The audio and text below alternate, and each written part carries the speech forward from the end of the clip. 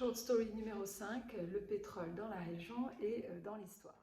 On trouve des traces de bitume ou huile de naphte dès l'ère mésopotamienne. Ils utilisaient ça pour recouvrir les portes en bois des temples et aussi pour orner leurs statuettes. Un des plus beaux exemples que nous avons ici, c'est au Louvre Abu Dhabi, dans la galerie numéro 1, où on a ce magnifique buste de Ain Ghazal, qui est un pré de la Jordanie.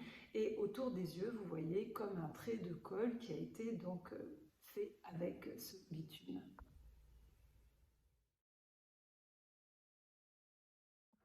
On retrouve aussi dans les écrits grecs des références à ce fanal, cette lanterne, donc lampe à pétrole qui était utilisée à l'entrée des ports et qui était aussi utilisée pour envoyer des signaux. Et dans le langage des Bédouins, ici, le faner ou fanar, hein, comme ce restaurant que l'on trouve à Festival City ou Jumeirah, était leur lampe à pétrole. Donc, au XIXe siècle, l'exploitation pétrolière s'intensifie. En 1857, on a la première raffinerie qui va ouvrir à Ploiești en Roumanie. La Roumanie est à l'époque le plus grand gisement de pétrole d'Europe et il sera très important jusqu'à la Seconde Guerre mondiale.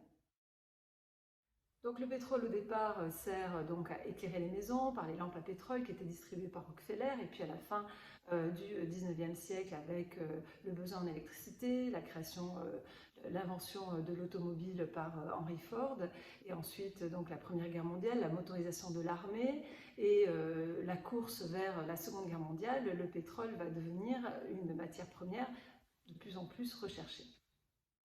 L'idéal, le rêve de ce pétrole bitume mésopotamien ressurgit et les grandes puissances, Grande-Bretagne, les États-Unis, France, vont commencer à venir explorer cette région du Golfe pour essayer de trouver des gisements qui pourraient permettre de répondre à leurs besoins de l'époque. Ils vont créer des consortiums avec British Petroleum, ExxonMobil, différentes compagnies pétrolières. Et en 1908, deux gisements intéressants vont être découverts en Irak et en Iran tout d'abord.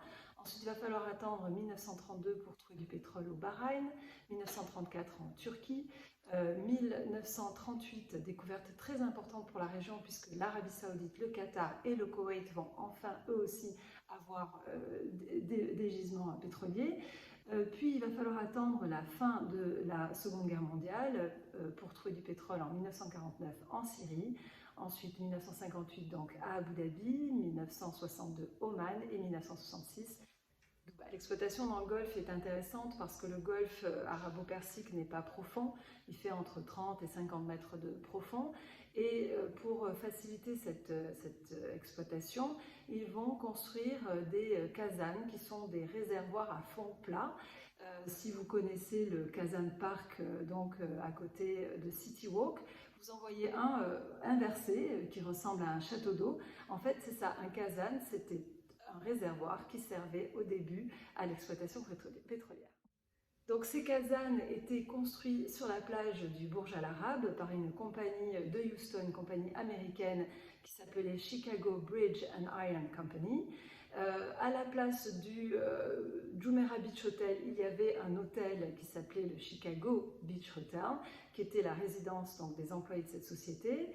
Et si vous connaissez le Pierre Chic, ce restaurant gastronomique donc au bout de ce magnifique ponton, ce ponton à l'origine servait à envoyer donc les kazanes vers les sites d'exploitation pétrolière.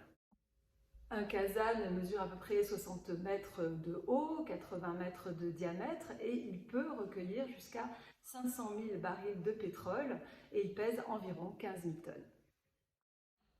En fonction des critères de classement, les Émirats arabes unis sont entre les 6e et 8e producteurs de pétrole du monde. Ils peuvent produire jusqu'à 3 millions de barils par jour. Abu Dhabi assurant 95% de cette production, Dubaï 3% et Sharjah 2%.